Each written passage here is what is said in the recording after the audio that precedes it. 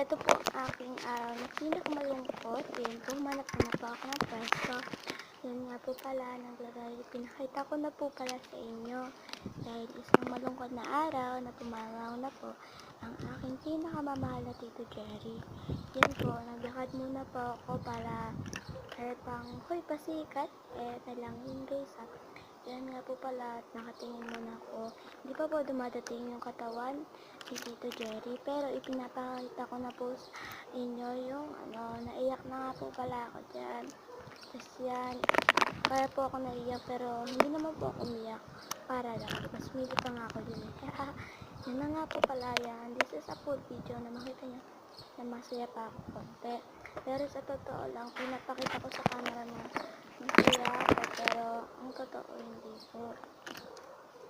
Yan na nga, tinignan ko na po maigi. Yan po, super tungkot ko na. Yan nga po, yan, pinakita ko na sa inyo. Yan po ilalagay yung manunya ko si Papa Jesus. Yan po ilalagay Tito Jerry. Hanggang dito na lang muna po. Maraming salamat po. Thank you. And please subscribe